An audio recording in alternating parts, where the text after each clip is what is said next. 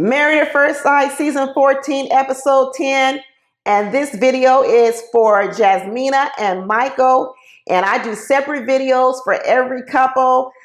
So throughout this video, there's going to be a little link that pops up at the top of the video if you want to click to the other videos.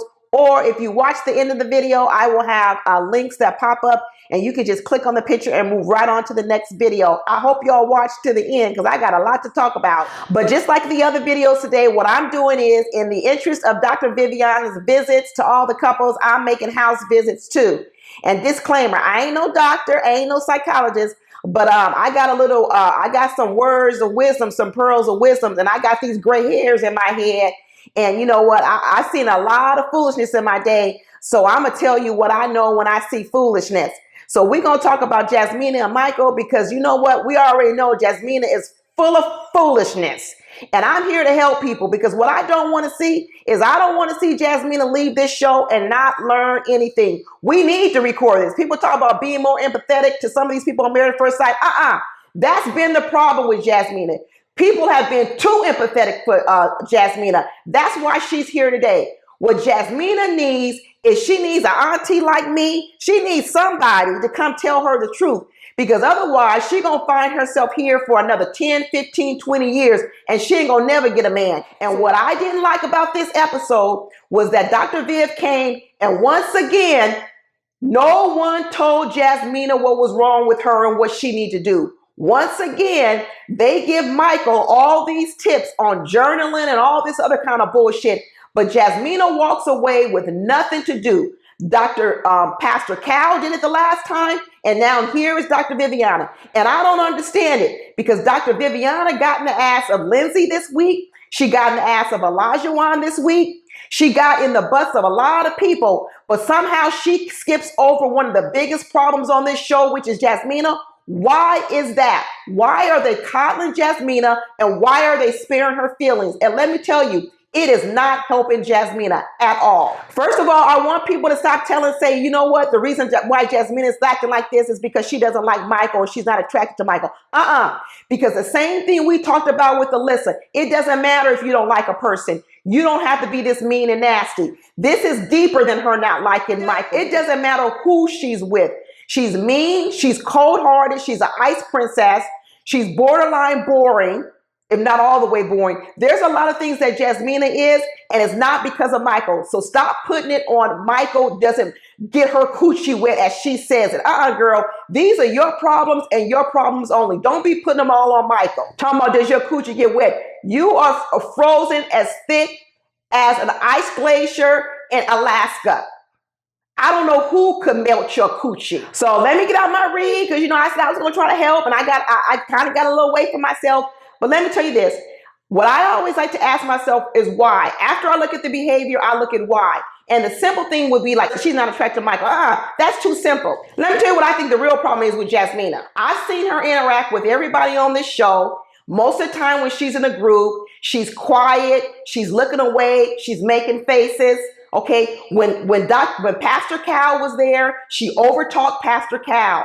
When Dr. Viviana was here, she overtalked Dr. Viviana. She overtalks Michael. She overtalks everyone. When she was talking to her best friend that tried to tell her she thought she knew everything, you know what? She snapped back at her.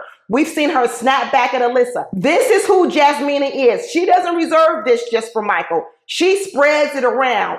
I think Jasmina is socially awkward, period. I really do. I think she's socially awkward. I think she gets uncomfortable in situations. And when she gets uncomfortable in situations, either having conversations or even dealing with her own emotions, she then uses anger to cover it up. Another awkward story. So when Jasmina starts telling her most embarrassing story, once trying to be vulnerable, she tells the story of how, you know, she got exposed when she was on her menstrual cycle as a little girl. Now, a lot of women can relate to that because a lot of women, we all had accidents back in the day at school and we was embarrassed and we know what we had to do to cover it up. And so when she told that story, I really felt sorry for her. And you know what? Michael sat there and listened with empathy and he said, oh, wow, that's too bad. But when it came time for Michael to tell his story, the PP boy story, you know what Jasmina started doing? Now, most people will say that's not empathetic, and how mean of that. But that's what socially awkward people do. They don't know the appropriate responses to situations, and that emotion was not the appropriate response. Just like when Michael told that response about sitting on the rock, and he talked about being bullying, and she didn't even comfort him or give him a hug. Now here he is telling about a story where he peed on himself as a little boy in a classroom. Here she is, a preschool teacher, probably have seen this situation happen plenty of times. Little kids peeing on themselves in the classroom, and she sits here and she laughs in the face of her husband. Now, most people say she's mean as hell, but you know what? She is awkward. She is socially awkward with her emotions, and she doesn't know how to display them. So she laughed at Michael, which was horrible. And he told her, "Why are you laughing with me?" And she just kept on laughing because she didn't know how to have another response. Jasmina may be 30 years old, but let me tell you, she's got the emotional maturity of maybe a 14-year-old. We already know Jasmina don't have no relationship experience. And let me tell you, she's scared of this grown-ass man called Michael. Jasmina has never even been in this position where she is living with a man 24/7, having a man up all on her, because Jasmina has never even dated a person in the state of Boston. And you know what? I bet she stretched the truth on that.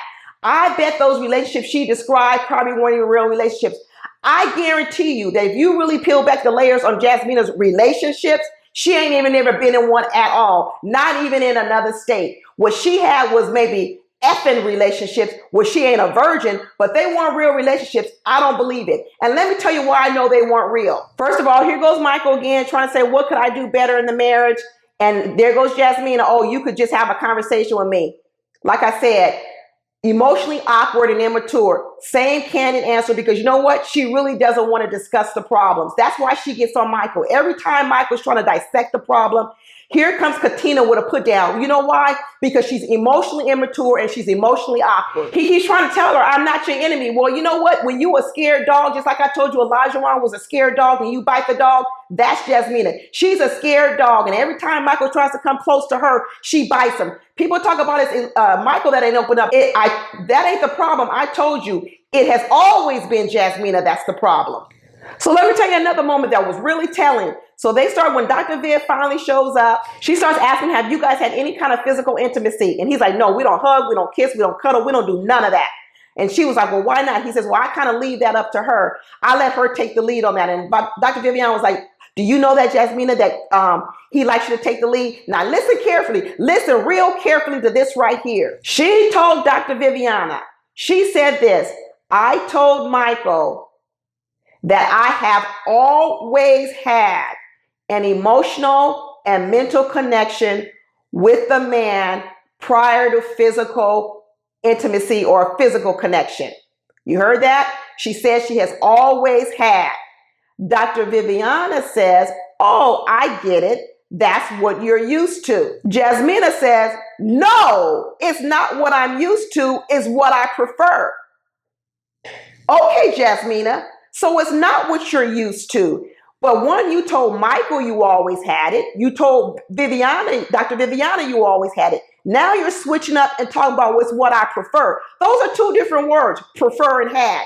That's what I'm telling you. All this stuff Jasmina is talking about, she's never had it. It may be what she prefers. But once again, Jasmina looks for excuses to avoid emotional connections because she is awkward. She's socially, emotionally awkward. And then when Dr. Viviana tries to dig more, you know what she goes for? The put down. Like I said, when she wants to get you off of something because she don't want to start feeling vulnerable, she was over there fidgeting with her hair. She was nervous. And then she said, well, to be honest with you, he just don't get my coochie wet. There it is. Because now what she wants you to do is she wants you to start focusing on that little nasty tongue of hers. And she wants you to get off of digging on her about this emotional problem that she has. So now she says something nasty. She makes a dig. She causes a fight because she wants you to get off of going deep with her. So there she goes down her spiral. My coochie don't get wet. We just exist and we don't communicate. You don't do this, Michael. You don't do that, Michael. You see, that's where she likes to stay. She likes to stay focused on the other person, badgering them, putting them down. So that way, no one ever has to figure out what's really going on with Jasmina. But I done figured it out, Jasmina. So Dr. Viviana says to Michael, so hey, do you not open up because you don't want to You don't want to upset her, and you don't want to be called disrespectful after that last scene. And you know what Michael said? Yeah, because it's not a safe space. Told y'all, everybody was getting mad at me about the safe space stuff. You might have thought I already saw this show. I didn't see the show. I just know how people act. And like I said, Jasmina wasn't a safe space, and Michael said, why would I open up to a person who's not a safe space? Exactly, Michael. He said he's focused on trying to solve the problem, but she's focused on trying to blame him for the issues. Of course, Michael, why would she want to focus on solving the problem? Because if you have to start focus on solving the issue, that might mean Jasmina has to do something. Jasmina might have to look in the mirror. We might have to dig deep on Jasmina. And that's the last thing that she wants to do. She don't want you to open up that can of worms. She don't want you open up that dark, deep closet and exposing all them skeletons and all that trauma behind there. Hell no. She wants to keep that door locked and sealed. And when Michael said, can I finish your thought? Hell no, you can't finish your thought. She said, oh, well, I thought you stopped talking. See, there goes that hypocritical Jasmina. Jasmina's on one now. She's ready to shut this shit down because Dr. Viviana, she's getting too close to something that's making her feel uncomfortable. And Jasmina like, well, finish your thought, Michael. Finish your thought. Oh, she's, like I said, she mean and nasty, but now that you realize all she is a wounded dog in the street, you understand it. You expect to be bit. I don't know why Dr. Viviana didn't call Jasmina out in this moment. She was off the chain with her disrespect, but Dr. Viviana gave her a real pass. And you know what? It is not helping Jasmina at all. And in the end, all Dr. Viviana gave was maybe you ought to journal, because they start talking about over talking each other, and it's all for Michael. Michael's got to start journaling so he doesn't over talk or get disrespectful. But Jasmina, what are her homework assignments? Why can't she go lay on somebody's couch? And then even when Michael's trying to say, okay, well, let's try this new tool that Dr. Viviana has, and let's start writing down and journaling. Here go Jasmina. I don't need to do that. You can do it if you want to, but I don't need to do that. I prefer sitting right here and talking. Exactly, because in writing it in a journal, you have to expose your deepest, darkest thoughts. She don't want to do that. But sitting right here, she can put you down. She can cuss you out. She can roll her eyes. She can do all that little nasty stuff that she likes. That's what she's comfortable with doing. All that stuff, all that cover-up stuff, so you never have to go into anything deep. That's why she didn't write no journal, because everybody knows once you start writing in the journal, you going deep. And Jasmina don't want to go deep at all. She want to stay right here on the surface level, the two-step.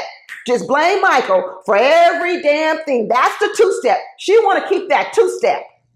It's not to the very end of the episode when they go and do that tantric yoga and they start connecting with each other physically. The first time we ever saw Jasmina and Michael actually have any sort of physical connection, where she started to try to get a little calm. And that showed you there, because you know what? She really need a hug. She really needs some of that D, because she needs to loosen up. But she's so afraid of it. Instead, she plays this tough role, this angry woman role. They have a cute little exchange in the bedroom where they're finally recapping some of the work they did with Dr. Viviana.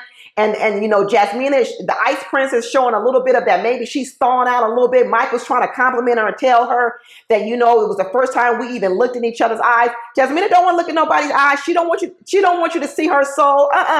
But anyway, she started to loosen up. She started to laugh a little bit. She played a little joke on Michael that I thought was really cute. But Jasmina, she is socially awkward. I'm telling y'all, this is probably the first relationship she has ever had. Not the first in the state of Massachusetts. I'm telling you, it is the first relationship she has ever had, and she is scared shitless.